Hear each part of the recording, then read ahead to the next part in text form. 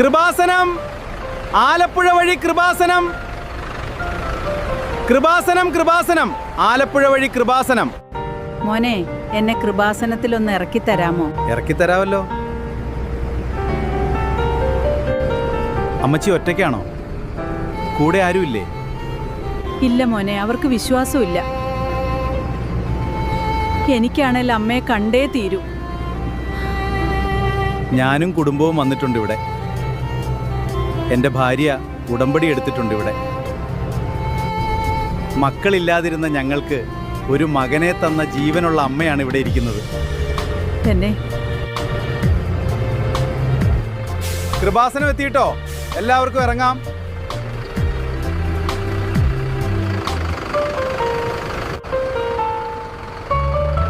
അമ്മച്ചി വിഷമിക്കണ്ട, ഇവിടെ വന്നു പോയവർ സന്തോഷത്തോടെയാണ് തിരിച്ചു പോയിട്ടുള്ളത്.